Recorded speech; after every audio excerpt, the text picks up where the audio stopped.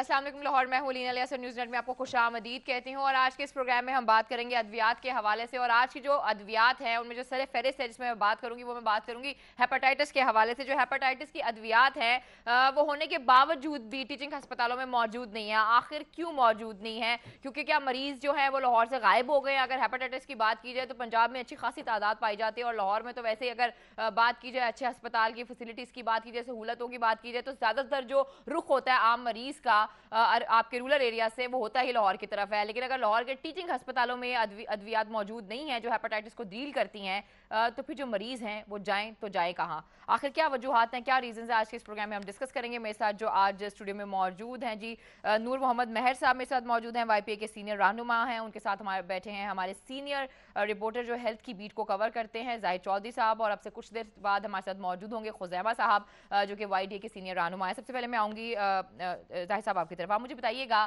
कि इतनी देर क्यों हो रही है? क्यों जो हेपेटाइटिस की जितनी भी अद्वियात हैं या गोलियां हैं वो क्यों नहीं दी जा रही हैं?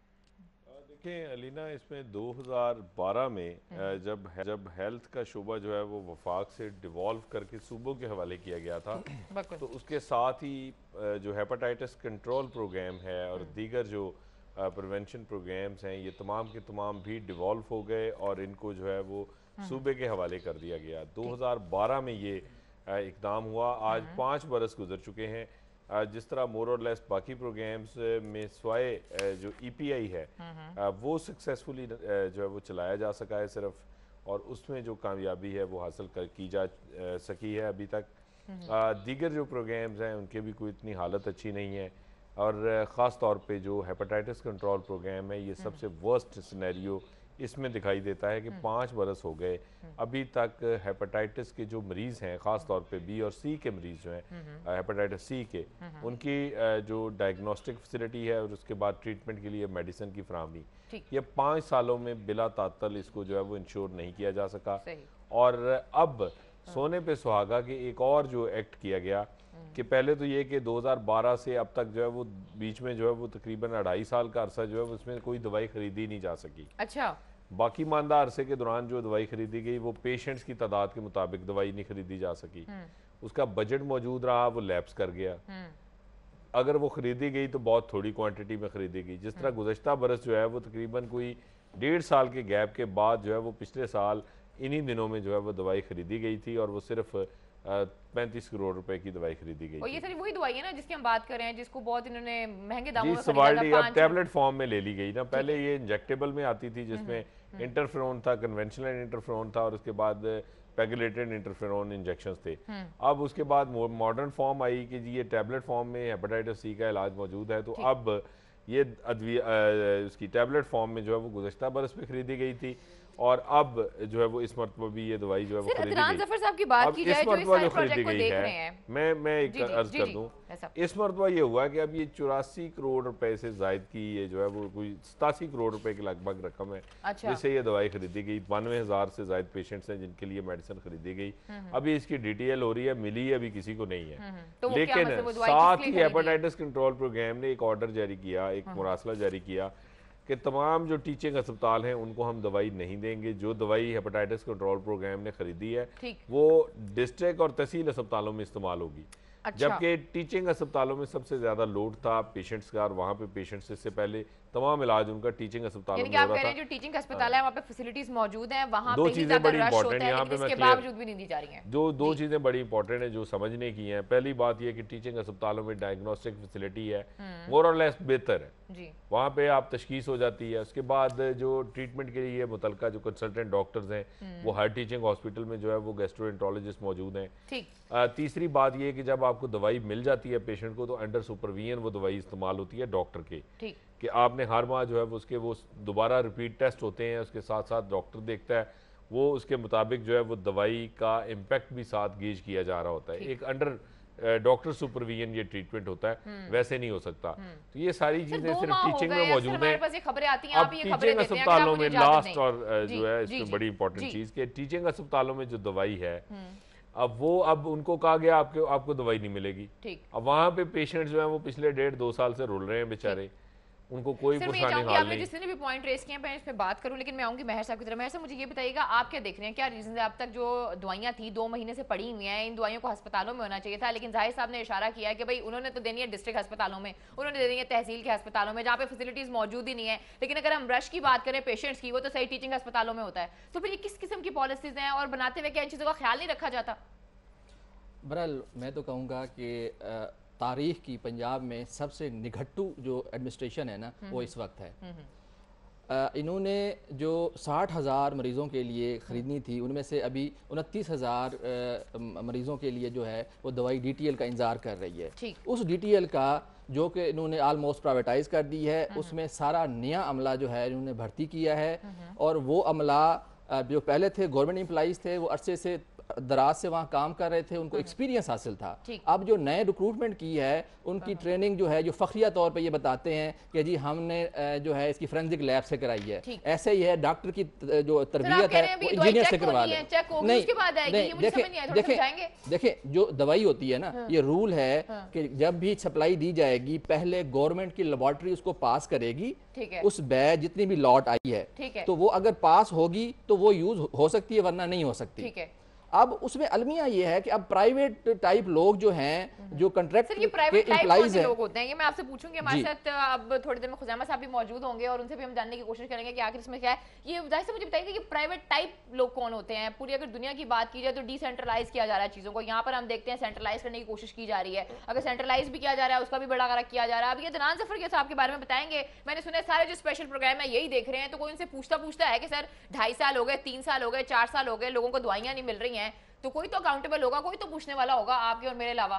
देखिए जी, पहली बात तो ये कि ये तो खैर गवर्नमेंट के करने का काम है कि वो देखे कि एक ही क्या उनके पास पूरे सूबे में जो है वो इस काम का माहिर है कि हर जो आपका प्रोग्राम है उसका हेड जो है वो एक ही आपने जो है वो ब्यूरोक्रेट लगाना है। कोई टेक्नोक्रेट आपके पास अवेलेबल नहीं, कोई मुतलका ऐसा शख्स मौजूद नहीं जिसको टेक्निकल नो हो और ये सब्जेक्ट स्पेशलिस्ट हो, कोई गैस्ट्रोएंटरोलॉजिस्ट हो जो इस चीज़ को समझता हो, इसको देखता हो, इसकी जो पेशेंट्स की मिजरीज हैं, जो उनकी मुश्किलात हैं उनको जानता हो। क्योंकि अभी तो सूरत हाल ये है कि ये कहते हैं डिस्ट्रिक्ट और तहसील में हम जो है वो अद्वियात फराहम करेंगे जो हमने खरीदी हैं।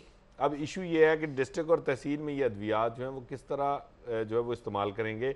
वहाँ पे डायग्नोस्टिक फैसिलिटीज इनके पास PCR की नहीं है, हर तहसील हेडक्वार्टर में नहीं है, हर डिस्ट्रिक्ट में नहीं है। वहां पे मरीज का बेचारे का टेस्ट ही नहीं हो सकता जब PCR टेस्ट होगा ही नहीं, ये डिटर्मिन ही नहीं होगा कि वायरल लोड कितना है, ये दवाई कैसे नहीं।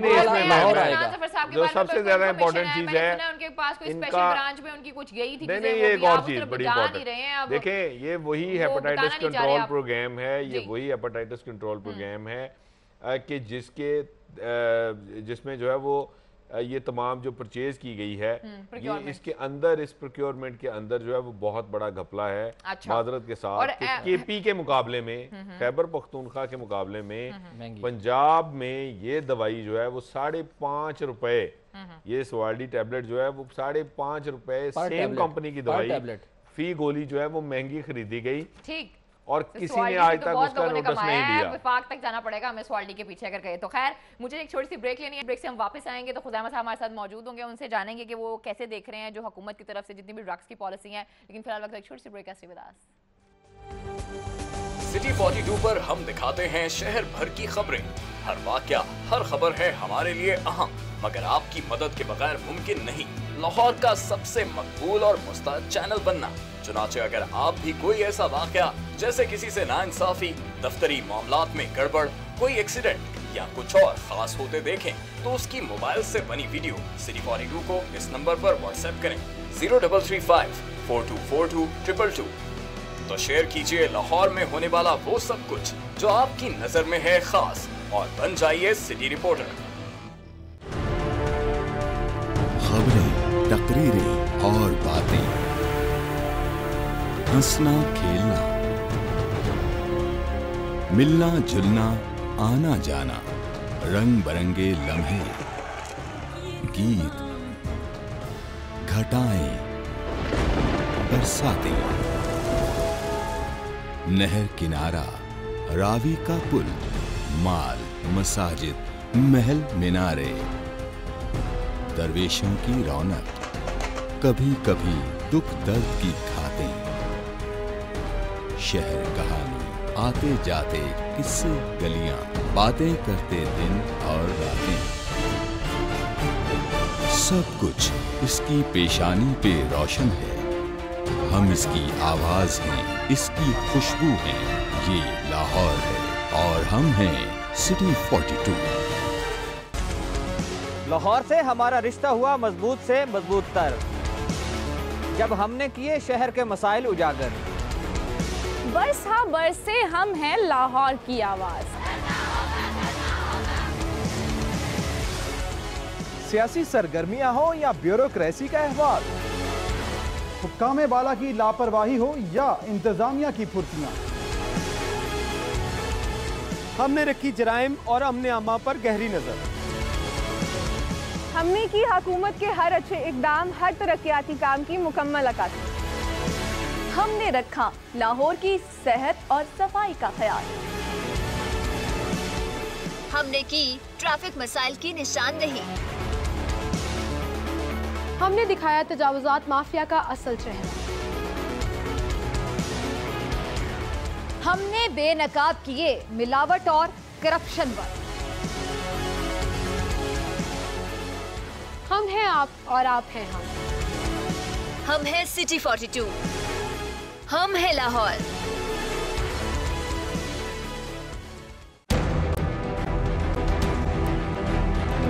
जो सोचता है वो सवाल करता है, जवाब कहीं ना मिले तो बढ़ती है उलझन। क्या है हमारे तलबा की उलझन? उनके जहनों में सवालात क्या हैं?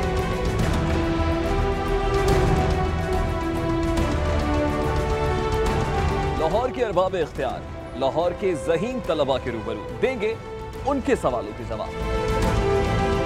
देखिए प्रोग्राम लाहौर की आवाज। देखिए प्रोग्राम लाहौर की आवाज इतवार की शाम 6:05 पर सिर्फ सिटी 42 पर।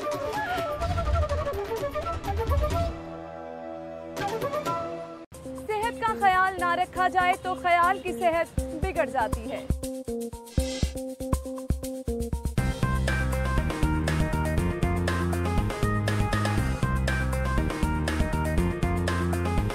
A healthy mind lives in a healthy body. आपकी सेहत का मुकम्मल ख्याल रखता है सिटी क्लिनिक। शहर के बेहतरीन डॉक्टर्स, हेल्थ एक्सपर्ट आपकी स्क्रीन पर।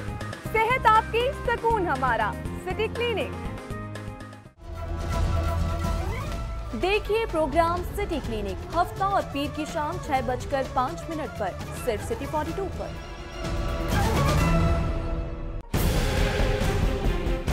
सिस्टम जो है उसे आज नाफिज किया गया है। क्या आप इस सिस्टम के होते हुए बल्दियाती जो नुमाइंदे हैं वो प्रॉपर तरीके से परफॉर्म कर पाएंगे? तमाम इख्तियारात का मंबा है प्राइवेट, जिसका चाहे रिमोट ऑन कर दे, जिसका चाहे ऑफ कर दे। लाहौर के 1.5 करोड़ आबादी का जो इलेक्टेड मेयर है उसकी एपेलेंट अथॉरिटी कमिश्नर है, तो डूब मरने का मुकाम है। पर डे जो हलाकतें हो रही हैं इस वक्त अस्पतालों में वो 40 से 50 के करीब है। इसका मतलब ये है कि आपके पास कैपेबिलिटी नहीं है कि आप उन मरीजों को ट्रांसफर कर सकें। एक बेड के ऊपर 2-2 और 3-3 मरीज बैठे हुए। कोऑर्डिनेशन है ही नहीं गवर्नमेंट की और हॉस्पिटल्स के दरमियान। It is indifferent attitude. Unsolicited bid होती है, ये बिन मांगे जो मिल जाए, इसका लफ्ज़ी तर्जुमा। अच्छा तो नहीं अनसॉलिसिटेड हम कह सकते। देखिए प्रोग्राम न्यूज नाइट पीर से जुमेरात रात 8:05 पे सिर्फ सिटी 42 पर।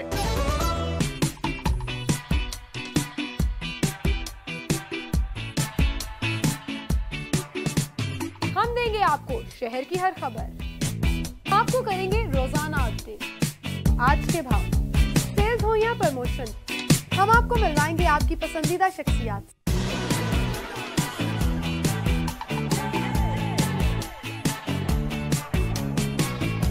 अदब, फैशन, शोबिज़ और सियासत, सब कुछ मिलेगा आपको एक ही प्रोग्राम। लाहौर के बारे में सब कुछ जानिए। आपका मेरा साथ होगा पीर से हफ्ता, रोजाना सुबह सिटी एट 10 में।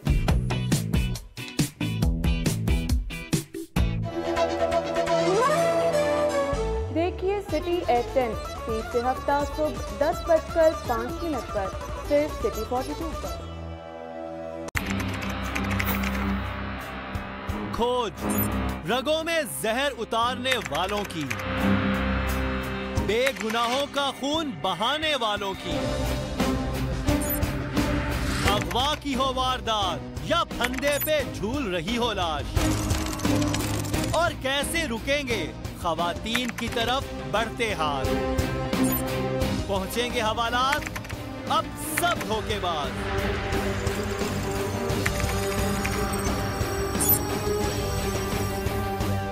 क्योंकि हम करेंगे इनकशाफ। भी इस तरह हुआ नहीं है। मेजॉरिटी गवर्नमेंट सेटअप जो है उनमें हमेशा दवाइयों का मसला रहा है, लेकिन अब जो है क्या कहते हैं हालात और ज़्यादा ख़राब हो चुके हैं। अगर आप ये देखें उनका अभी मतलब ऑफ कैमरा हम लोग बात कर रहे थे, जाहिद चौधरी साहब ने एक बात की थी कि गवर्नमेंट का इंटरेस्ट सिर्फ दवाइयाँ ख़रीदने तक रह जाता है, उसके बाद उनको डिस्ट्रीब्यूट करना, उसके बाद जो पेशेंट को वो डिलीवर होना, उनका इंटरेस्ट उसमें ज़्यादा रहता नहीं है। क्योंकि आपको पता है कि हर चीज़ में जो भी ऊपर से लेकर नीचे तक करप्शन चल रही है और जो कमीशंस हैं वो जब एक दफ़ा मिल जाते हैं तो उसके बाद फिर इंटरेस्ट रहता नहीं है चीज़ों में। तो कहने का मकसद ये है कि गवर्नमेंट का जो आप कह रही हैं कि उनका क्या इसमें वो होता है, उनका यही है कि स्टेक होल्डर है ना, तो आपकी तरफ से क्या एफर्ट की जाती है, आप मुझे ये बताएं ना। देखें जी, हमने तो 2009 से लेके बल्कि 2008 से लेके अब तक हमेशा अपनी आवाज़ इसके खिलाफ उठाई है। जब जब दवाइयाँ शॉर्ट हुई हैं, हम लोगों ने, अगर आपको याद हो, हमने पूरा 2012 में एक हंगर कैंप किया था, 2013 के स्टार्ट में रहा था, और वो उसका सिर्फ एक एम था कि भाई मरीजों को दवाइयों की प्रोविजन होनी चाहिए। लेकिन उसके बाद फिर कमेटी बनी, सीएम साहब ने प्रॉमिस किया, उनकी हुकूमत चली गई, फिर उनकी दोबारा हुकूमत में आई, लेकिन अनफॉर्चुनेटली जो वादा उन्होंने किया, ख्वाजा साहब भी मौजूद थे उसमें और दूसरे सेक्रेटरी हेल्थ उस वक्त जो थे कैप्टन साहब वो भी मौजूद थे। लेकिन अभी तो हालात ये हैं कि आपका पूरा का पूरा डिपार्टमेंट व्हाट्सएप पे चल रहा है, सेक्रेटरी साहब मौजूद नहीं होते, वो अपने कोर्स पे हैं। अब मुझे तो ये भी नहीं समझ आती कि वो किस तरह कोर्स में हैं, जबकि वो एक ऑफिस संभाल रहे हैं, वो कैसे कोर्स पे जा सकते हैं? उन्हें अपना मतलब इतना बड़ा डिपार्टमेंट है, चला जाता है ना स्पेशलाइज करने के लिए, आप लोग भी तो जाते हैं ना। बिल्कुल जाते हैं, लेकिन हम लोग पीछे सर अगर वो चलेगा तो बिल्कुल जी, हर किसी का हक है वो जाए, लेकिन पीछे डिपार्टमेंट किसी के हवाले तो करके जाए ना। करके तो गए खान साहब, देख नहीं रहे चीजें, नहीं कहाँ एतराज है, दवाइयां नहीं पहुंच रही। देखें जी, सिर्फ एक बंदे का नाम लेने में फायदा नहीं, पूरा डिपार्टमेंट कोशिश की थी हमने उनको आज लेने की, लेकिन वो मसरूफ थी, उन्हें मिनिस्ट्री से इजाजत लेनी थी, शायद वो इजाजत उन्हें नहीं मिल सकी। अगर वो आ जाती तो बहुत बेहतर होता। दूसरे मुझे ये बताइएगा, जैसे खुजामा साहब ने बात की, उन्होंने कहा कि डॉक्टर्स की तरफ से एफर्ट की जाती है, do you agree on that कि की जाती है, हाईलाइट किया जाता है चीज़ों को? जी नूर साहब। देखिए, डॉक्टर्स बेचारे क्या करेंगे? असल जो बड़े बड़े प्रोफेसर्स हैं, जो इन तमाम करप्शन में चीज़ों में मामलात में बहरहाल होते हैं, कुछ फार्मासिस्ट भी होते हैं, बेरहमी का वो आलम है कि मतलब कि मैं समझता हूँ कि हेल्थ जो है ना, सबसे ज़्यादा जो डिटोरिएट हुई है, बहुत ज़्यादा तबाही की तरफ गई है गुज़श्ता 3-4 सालों में, तो उसकी मिसाल माजी में तो नहीं मिलती। लेकिन अभी जो है, अब बात ये है कि जो पहले हमारे इदारे थे जो टेस्टिंग करते थे, सही सप्लाई देते थे, अब क्या है, सप्लाई देगी ना कोरियर के जरिए, वो हवा में जाएगी, वो मरीज तक नहीं पहुंचेगी। मुझे समझ नहीं आपकी बात, क्या कोरियर नहीं, अभी जो ये सवाल दी जो है सोफोवीर जो है, ये जो दवाई दी जा रही है सोफीगेट के नाम से, ये अब इन्होंने 5 रुपीज़ पर टैबलेट जो है वो महंगी खरीदी, 5.5 रुपए। अब ये दुनिया का महंगा तरीन कोरियर होगा, जो अगर 28 टैबलेट का एक पैक जो है महीने का जाना है और 5 से उसको 5.5 से ज़रब दे दें, तो ये दुनिया का महंगा तरीन कोरियर होगा। कोई कोल्ड चेन कंपनियों के पास भी नहीं है। कोरियर से कैसे पहुंचाती है? उनके लिए तो टेम्परेचर की जरूरत होती है ना। आपने हाँ जी, टेम्परेचर कंट्रोल की जरूरत होती है, अपने गले से उतार के बस भेज दिया बाहर। बिल्कुल बिल्कुल। लेकिन अब ये जी कि कोई भी आपके पास कोरियर सर्विस ऐसी नहीं है जो कोल्ड चेन को मेंटेन रख सके। आपके पास अपना अभी तक कोई ऐसा मैकेनिज्म नहीं है, कोई सिस्टम नहीं है। और दूसरी सबसे ज्यादा जो इसमें देखने वाली बात है ना, कि वो ये कि टीचिंग अस्पताल में आपका तमाम तर जो सीनियर डॉक्टर है, जो आपके कंसल्टेंट्स हैं, वो मौजूद हैं वहाँ पे, डायग्नोस्टिक फैसिलिटी मौजूद है, डायग्नोज किया जा रहा है पेशेंट को। अब हेपेटाइटिस सी का पेशेंट जो है वो टीचिंग अस्पताल का रुख करेगा या वो तहसील हेडक्वार्टर जाएगा? जी, वो तो इशू ये है कि दवाई आप उसको नहीं है, वो आप दवाई उसको जो है वो कह रहे हैं हम तहसील और डिस्ट्रिक्ट में देंगे, ऑल ऑफ अ सडन आपने डिसाइड कर लिया हेपेटाइटिस कंट्रोल प्रोग्राम में। अब टीचिंग जो है उनको, टीचिंग अस्पतालों को कोई फंड्स इस हवाले से दस्तयाब नहीं है कि वो अपनी दवाई जो है वो खरीद सकें और ये इस माली साल के एंड में अगर उनको फंड नहीं मिल रहे, नहीं अगर मुझे बताएं उनको फंड नहीं मिल रहे तो इसका मतलब ये जो वहाँ पे मरीज आ रहा है वो खाली हाथ जाएगा 6 महीने साल क्या करेंगे? खाली हाथ क्या मतलब जी? पिछले 2.5 साल से पेशेंट्स जो हैं हेपेटाइटिस के वो दवाई उनको नहीं दे रहे आपके टीचिंग हॉस्पिटल्स, और ये अलमिया है, बहुत एक भयानक सूरत हाल है जिसका मरीजों को सामना है।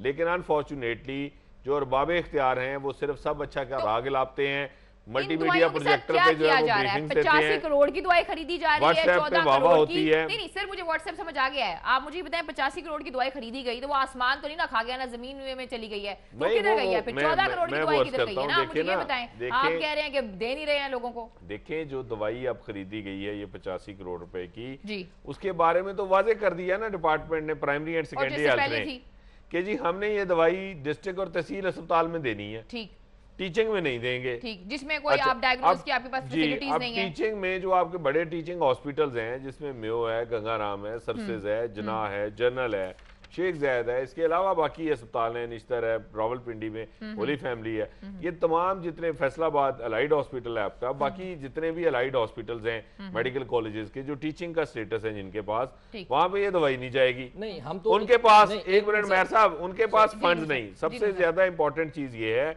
कि ये जिस वक्त ये ऑर्डर किया गया, ये मरासला जारी किया गया, उनके पास मिड ऑफ जो है ना वो फाइनेंशियल ईयर में उनके पास पैसे नहीं है, तो ये दवाइयां जाया होने वाली हैं। दूसरी बात, आज तो ये दवाइयां जाया होने वाली हैं, अगर 6 महीने या 7 महीने फ्री कहाँ जाएंगी या इन्हें बेच दिया जाएगा? जाया तो पता नहीं होने वाली है, ये तो मेरा ख्याल है अब इस काबिल भी नहीं होंगी कि अगर दी भी जाए, डिस्ट्रीब्यूट भी हो जाए तो उसका कोई इफेक्ट भी आएगा। देखें कोल्ड चेन किसी भी मेडिसिन की बहुत इंपॉर्टेंट है। अगर आप इससे देखें कि अमेरिका में जो सबसे जो सख्त लॉज हैं वो FDA के हैं, बिल्कुल ऐसे फूड एंड ड्रग अथॉरिटी है।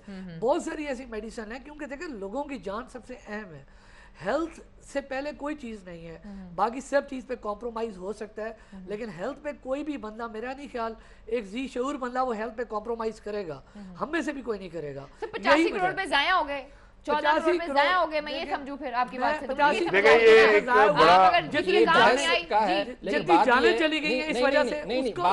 पता क्या है, अगर ये अब सिर्फ इंतजार इस चीज का है कि ये जो कुछ लोग बैठे हुए एडमिनिस्ट्रेशन में, सेक्रेटरी हेल्थ और दूसरे, इनको हथकड़ियां कब लगेंगी? क्यों? देखें जब इन्होंने कानून पंजाब में बना दिया, अमेंडमेंट कर दी 1976 के आए कि टेम्परेचर अगर फार्मेसी में अगर ठीक नहीं होगा, कंपनी में ठीक नहीं होगा तो उसको तो 3 साल की कैद भी है, 7 करोड़ रुपए जुर्माना भी है। अब इन सरकारी अस्पतालों में जो बैठे हुए हैं बाबू लोग, उन पे भी यही सजा अभी इंप्लीमेंट होनी चाहिए ना। इंस्पेक्टर जाए करेगा, हम उसको किसी ने रोका हुआ है? जी, आप जाहिर है FIA को इस पे एक्शन लेना चाहिए, दूसरी एजेंसियों को ऐसे लेना चाहिए। जब ड्रग इंस्पेक्टर के हाथ बंधे में जाए साहब, ये कैसी बातें कर रहे हैं? पैसा है, करोड़ों रुपए रूल रहा है, करोड़ों रुपए रूल रहा है। आप टेस्टिंग की फैसिलिटी जो है स्विट्जरलैंड से कराएंगे, ये थाईलैंड से कराएंगे, ये तुर्की से कराएंगे, जब होगा ही कुछ नहीं। एक मिनट, इनके पास तो कुछ इंस्पेक्टर्स के हाथ बंधे हुए हैं जो आपने सारी बातें की हैं। 2016 जून में मेडिसिन खरीदी गई, यही सोफीगेट, ठीक, यही हेपेटाइटिस सी की दवाई, इसे खुले आसमान तले रिबाजोल और ये जो है ना वो रख दी गई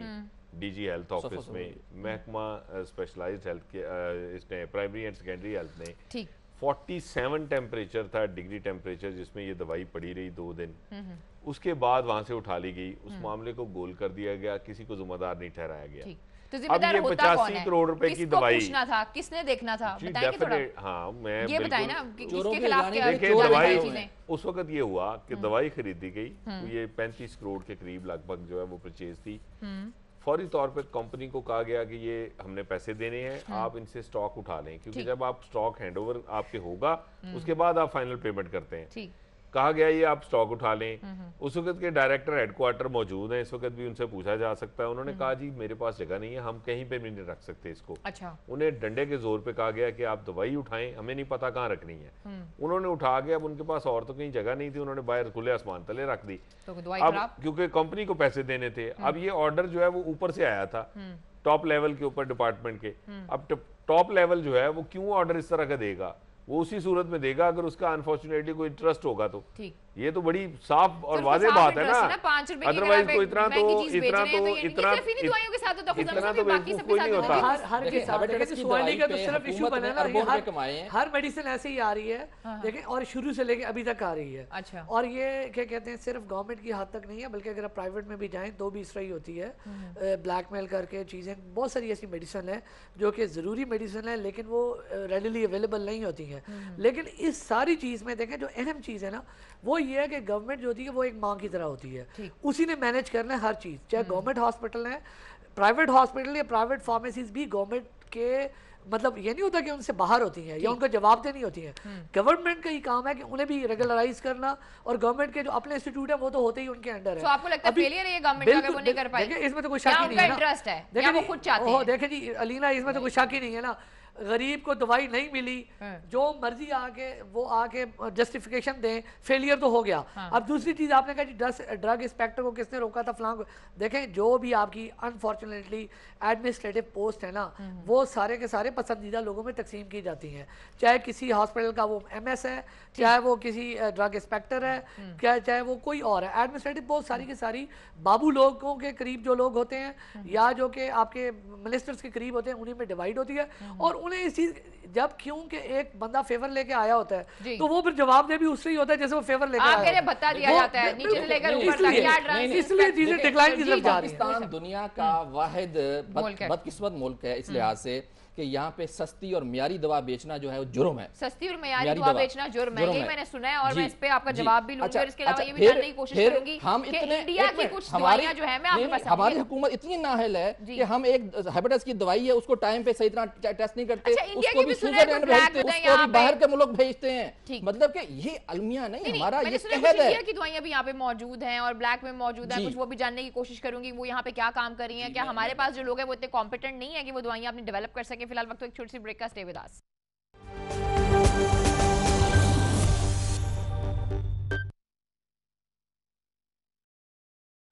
मुझे यकीन है आपको सिटी 42 पर हम दिखाते हैं शहर भर की खबरें। हर वाकया, हर खबर है हमारे लिए अहम, मगर आपकी मदद के बगैर मुमकिन नहीं लाहौर का सबसे मकबूल और मुस्तैद चैनल बनना।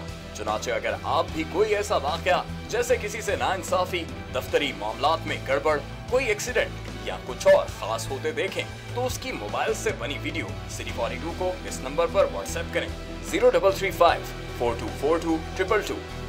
तो शेयर कीजिए लाहौर में होने वाला वो सब कुछ जो आपकी नजर में है खास, और बन जाइए सिटी रिपोर्टर। खबरें, तकरीरें और बातें, हंसना खेलना, मिलना जुलना, आना जाना, रंग बरंगे लम्हे, गीत, घटाएं, बरसातें, नहर किनारा, रावी का पुल, माल, मसाजिद, महल मीनारे, दरवेशों की रौनक, कभी कभी दुख दर्द की घातें, शहर कहानी, आते जाते किस्से गलियां, बातें करते दिन और रातें, सब कुछ इसकी पेशानी पे रोशन है। हम इसकी आवाज हैं, इसकी खुशबू हैं, ये लाहौर है और हम हैं सिटी 42। लाहौर से हमारा रिश्ता हुआ मजबूत से मजबूत तर, जब हमने किए शहर के मसाइल उजागर। बरस हाँ बरस से हम हैं लाहौर की आवाज। सियासी सरगर्मियां हो या ब्यूरोक्रेसी का अहवाल, हुक्काम बाला की लापरवाही हो या इंतजामिया की फुर्तियां, हमने रखी जराइम और अमने आमा पर गहरी नजर। हमने की हुकूमत के हर अच्छे इकदाम, हर तरक्याती काम की मुकम्मल अक्कासी। हमने रखा लाहौर की सेहत और सफाई का ख्याल। हमने की ट्रैफिक मसाइल की निशानदेही। हमने दिखाया तजावुजात माफिया का असल चेहरा। हमने बेनकाब किए मिलावट और करप्शन पर। हम हैं आप और आप हैं हम। हम हैं सिटी 42, हम हैं लाहौर।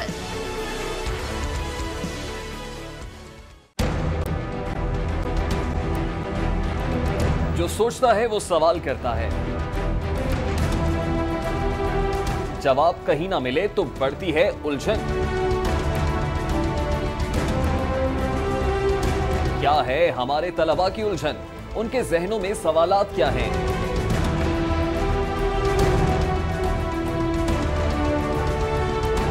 लाहौर के अरबाब इख्तियार लाहौर के ज़हीन तलबा के रूबरू देंगे उनके सवालों के जवाब। देखिए प्रोग्राम लाहौर की आवाज। देखिए प्रोग्राम लाहौर की आवाज इतवार की शाम 6:05 पर सिर्फ सिटी 42 पर।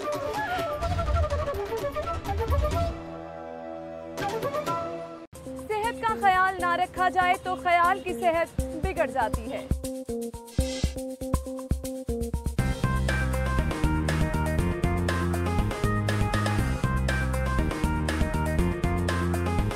A healthy mind lives in a healthy body. आपकी सेहत का मुकम्मल ख्याल रखता है सिटी क्लिनिक। शहर के बेहतरीन डॉक्टर्स, हेल्थ एक्सपर्ट आपकी स्क्रीन पर। सेहत आपकी, सुकून हमारा, सिटी क्लिनिक। देखिए प्रोग्राम सिटी क्लिनिक हफ्ता और पीर की शाम 6:05 पर सिर्फ सिटी 42 पर।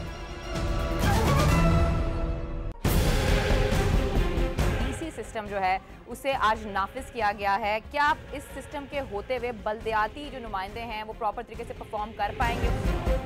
तमाम इख्तियारात का मंबा है राइवेट, जिसका चाहे रिमोट ऑन कर दे, जिसका चाहे ऑफ कर दे। लाहौर के 1.5 करोड़ आबादी का जो इलेक्टेड मेयर है उसकी एपेलेंट अथॉरिटी कमिश्नर है, तो डूब मरने का मुकाम है।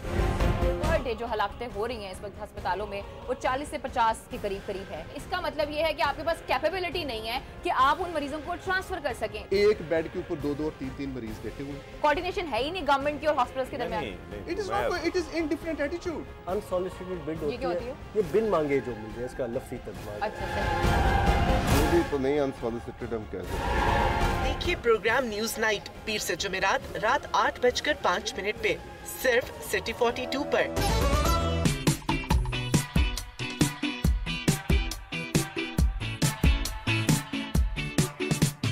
हम देंगे आपको शहर की हर खबर। आपको करेंगे रोजाना अपडेट, आज के भाव, सेल्स हो या प्रमोशन, हम आपको मिलवाएंगे आपकी पसंदीदा शख्सियात।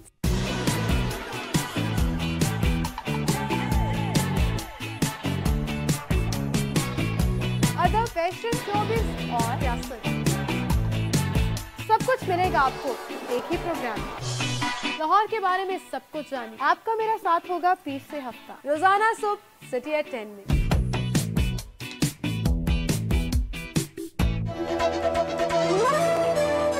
देखिए सिटी एट 10 पीर से हफ्ता सुबह 10:05 पर सिर्फ सिटी 42 पर।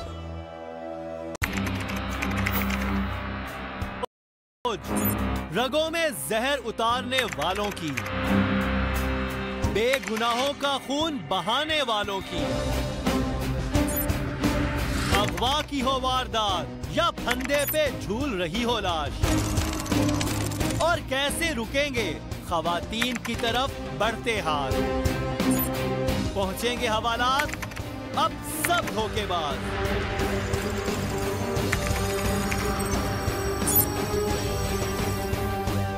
क्योंकि हम करेंगे इनकशाफ। देखिए प्रोग्राम इनकशाफ इतवार की रात 7:05 पर सिर्फ सिटी 42 पर।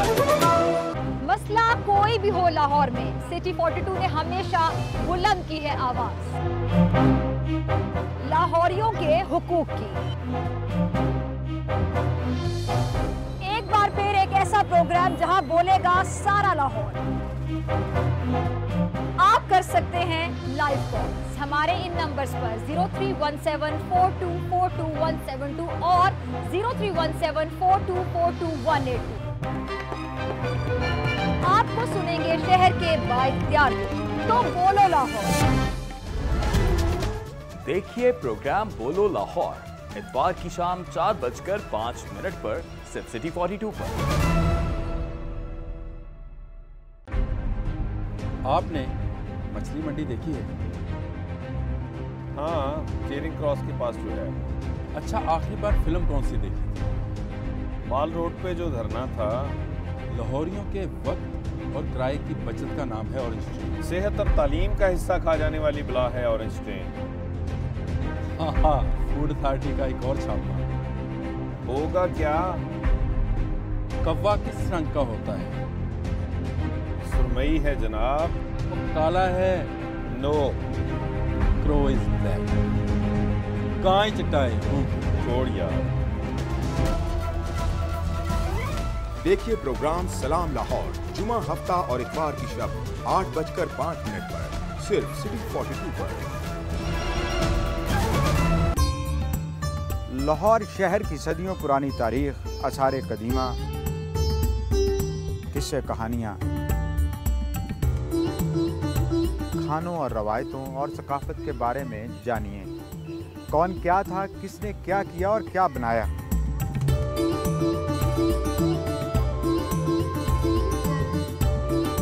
मैं हूं रजा खरल और ये है लाहौर।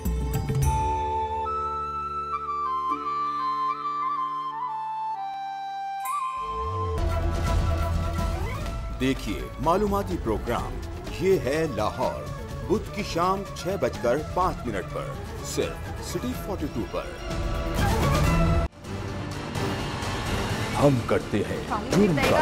कि अगर हम 2016 की बात करें तो 5 दफ़ा जो है वो अद्वियात की कीमत जो है वो बढ़ती है। फिर अगर हम 2017 की बात करें, भी कुछ महीने ही गए हैं, 2 दफ़ा इन्होंने फिर बढ़ा दी है। कोई मैकेनिज्म है, कोई ख्याल है किस तरीके से बढ़ती हैं ये? बताइएगा जरा। ये जो प्राइस कंट्रोल कमेटीज बैठी हुई है, ड्रग प्राइस कंट्रोल कमेटी, किस तरह काम करती है? देखें, ये अगर तो आप ये ड्रग रेगुलेटरी अथॉरिटी पाकिस्तान की बात करें, जो कि ये प्राइस मैकेनिज्म जो है वो सारे को कंट्रोल करता है। अद्वियात की जो मैक्सिमम रिटेल प्राइस है उसका फैसला करता है। तो वहाँ पे कोई ऐसा मैकेनिज्म प्रॉपर नहीं है, कोई ऐसा मैकेनिज्म नहीं है। वहाँ पे सबसे पहली बात यह कि जो भी दवाई नई रजिस्टर्ड होती है, असल प्रॉब्लम वहीं पे शुरू हो जाता है। जब कोई भी शख्स, कोई भी कंपनी, फार्मास्यूटिकल कंपनी जो है वो जाती है कि जी हम ये चीज़, ये सॉल्ट है, ये हम जो है वो जेनेरिक नेम है और ये हम इसके ऊपर ट्रेड नेम के साथ ये दवाई बनाना चाह रहे हैं, तो उस वक्त वहाँ पे वो ड्रैप में अपना इन्फ्लुएंस भी इस्तेमाल करते हैं और पैसे की चमक भी अपनी मोनोपोली इस्तेमाल होती है। जी नूर साहब। और उसके ऊपर फिर वो स्टार्ट में ही जो उसको दवाई की कीमत दी जाती है वो 5 रुपए में मैक्सिमम जो दवाई बिकनी चाहिए, वो जब 500 रुपए वहाँ पे फिक्स कर दी जाती है तो वहाँ से ये खराबी शुरू होती है। और बाद में उसी पैसे से जो 5 रुपए की दवाई पे 500 की बेच के कमाया जाता है, उस जो है वो पैसे से ये कंपनियां जो है वो इन्फ्लुएंस करती हैं, हमारे जनाब अखराजात बढ़ गए हैं तो कीमतें और बढ़ा रही हैं। देखिए जी, हमारे मुल्क में नाम मेरे सवाल का जवाब दीजिएगा। प्राइस कंट्रोल है, पहली बात तो ये है। सच्ची बात तो ये है कि ना मिनिस्ट्री ऑफ ड्रग अथॉरिटी के पास कोई डाटा है कि वो चेक कर सकें। ड्रग इंस्पेक्टर भी वेले हैं, खाम का बिठाए हुए हैं। किस किस्म का डाटा की बात कर रहे हैं आप? कौन सा डाटा चाहिए? प्राइस जब कोई भी ऑफिशियल वेबसाइट पे होगा, मैं बता देता हूँ 40,000 अद्वियात ऐसी हैं जिनकी रजिस्ट्रेशन और उसके साथ जो उनकी मैक्सिमम रिटेल प्राइस डिसाइड की गई थी, जब इजाजत मिली, जब वो रजिस्टर्ड हुई दवाइयाँ बनने के लिए, तो वो क्या प्राइस उनकी डिटरमिन की गई थी, उसका मिनिस्ट्री के पास कोई रिकॉर्ड नहीं है। और वो कंपनीज जो हैं वो दवाइयां दे रही हैं, वो दवाइयां बना रही हैं और प्रॉफिट ले रही हैं, और गवर्नमेंट को नहीं पता कोई भी नहीं है। और अगर ड्रग इंस्पेक्टर के पास वो लिस्ट नहीं होगी तो वो कुछ भी कोई एक्शन नहीं कर सकता, यानी वो एक्शन से बाहर है। ठीक है, ये ना जाली दवाएं जो है कोई कंट्रोल कर सकता है, क्योंकि उसकी रजिस्ट्रेशन का डाटा ही नहीं है ना पूरा कि कौन सी दवा रजिस्टर्ड है, कौन सी नहीं है। ये हमारे वज़ीर साहब जो है ना खाम खा के नारे लगाते रहते हैं। पहले तो इनको, इनके सेक्रेटरियों को सजा होनी चाहिए। पूरी दुनिया में हमें बदनाम तो करते हैं, जो खुद इनके काम करने वाले हैं, कैपेसिटी बिल्डिंग करने के हैं, कि एक ऑफिशियल वेबसाइट बना दें जिस पे कौन सी दवा रजिस्टर्ड है, कौन सी जाली है।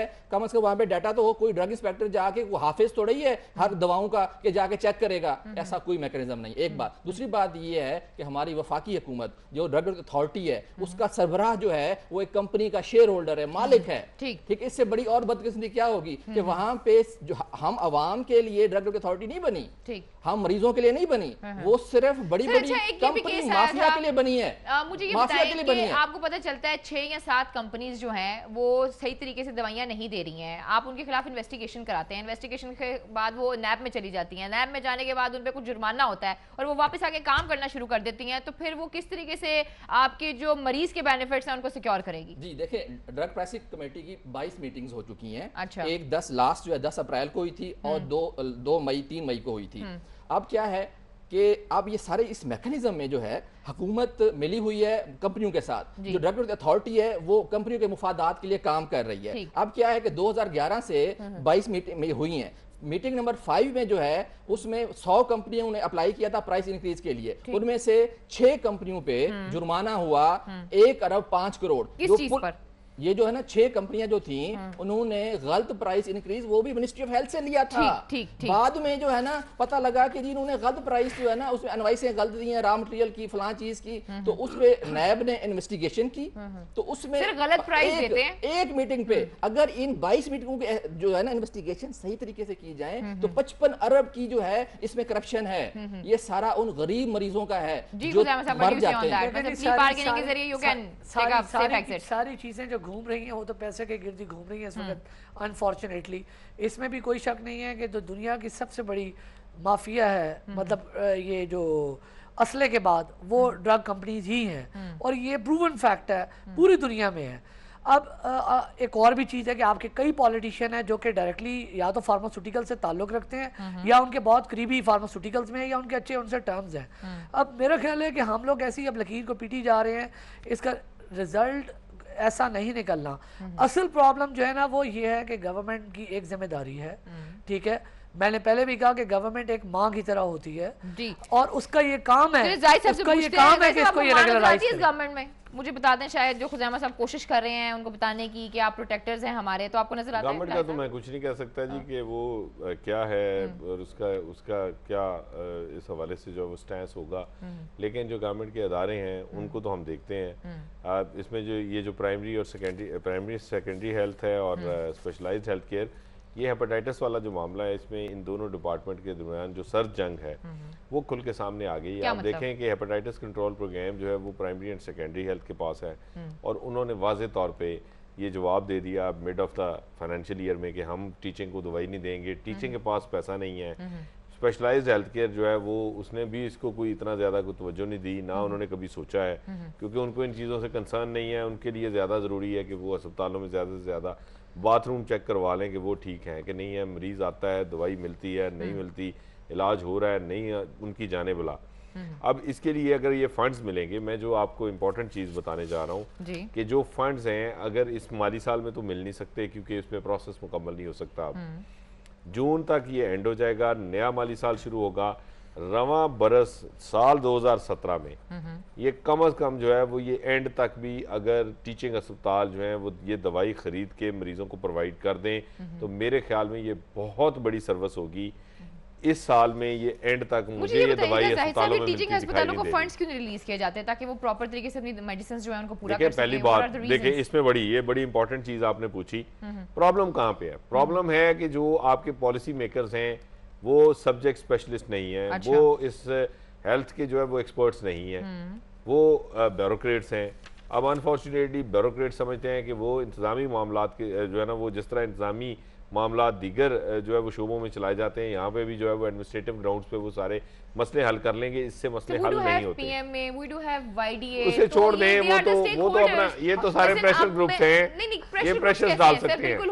पहली बात ये अलीना में एक और आपको बात बता देता हूँ कि टीचिंग अस्पतालों में किसी एक लाहौर शहर में किसी एक टीचिंग अस्पताल में आज तक जो है वो इस रैशनल अप्रोच के साथ कोई मुकम्मल कम्प्रीहेंसिव जो है वो नहीं बन सका, सर्वे नहीं हो सका। इनकी फॉर्मूलरी नहीं है अस्पतालों की, उनको ये नहीं पता कितनी बाहर हैं कितनी नहीं, उनको ये नहीं पता उनको कौन सी दवाई चाहिए, कितने मरीज हैं इनके पास, कितनी इनके पास दवाई होनी चाहिए, कितना बजट होना चाहिए। अभी ये माली साल जाके खरीद लो, हर साल यही होता है कि बस जिसका जो जी चाहे, मसलन हो ये रहा है अनफॉर्चुनेटली। लेकिन फिर मैं इस पे जिम्मेदार ठहराऊंगी डॉक्टर्स को भी। देखिए मेरी बात सुने, मैं समझती हूँ आप फिर आप माने आप स्टेक होल्डर हैं या नहीं है, बताइएगा। आप स्टेक होल्डर हैं? बताता हूँ स्टेक होल्डर भी है। और पहले चौधरी साहब की बात में एक चीज ऐड करूँ।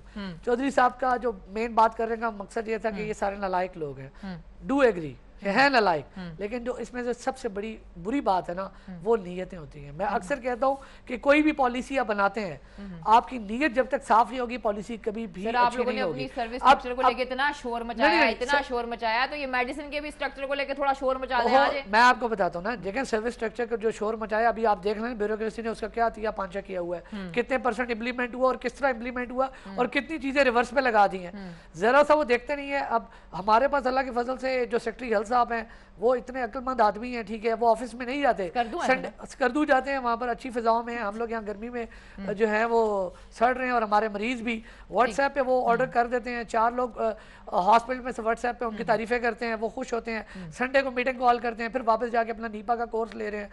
गवर्नमेंट पहले बेसिक्स की तरफ तो आए यार, मैं तो इस चीज़ पे हैरान हूँ। जहाँ तक आप ये बता रही हैं कि भाई ये स्टेक होल्डर डॉक्टर्स ने हमेशा ये चीज़ अपनी आवाज़ बुलंद की है और ये हम पहले भी कहते रहे हैं। ये जाहिद चौधरी साहब इस चीज़ के गवाह हैं कि 2010 में भी हम लोग इस पे गए थे, 2012 में भी गए थे, बीच में भी हम लोगों ने किया है, लेकिन अनफॉर्चुनेटली हालात में क्या करेंगे जब आपको पता है, आपने खुद मुझे बताया कि अलीना इस तरह मेडिसिन पड़ी जो है वो खराब हो जाती हैं, तो व्हाट डू यू से 50 करोड़ पे 14 करोड़ पे मतलब मरीजों को छोड़ देंगे आप हुकूमत की हालत? हमने बिल्कुल नहीं छोड़ा। होता ही है कि देखें जी, अब यहाँ पर अनफॉर्चुनेटली ये चीज़ अब चल रही है कि जब आवाज़ उठाई जाती है जुल्म के खिलाफ, तो वो आप पे ऐसे ऐसे केसेस बना के आपको दूसरी जगह इंडल्ज कर देते हैं। गवर्नमेंट का एक राह है कि जी इनको इस तरह इंडल्ज करो कि ये मेन चीजों पे बात एग्जैक्टली वो यही कर रहे हैं। जी देखें, बात ये है कि गवर्नमेंट ने जो अभी टेंडर बिजनेस में या हेपेटाइटिस की दवाई या दूसरी जो दवाइयाँ हैं उनकी परचेज में टेक्निकल करप्शन हो रही है। अभी क्या है कि पहले जो है नेशनल कंपनी, मेरे प्रोग्राम का वक्त जो है वो ऑलमोस्ट खत्म हो गया है। मुझे जाना, ख्याल रखिए, अल्लाह हाफिज।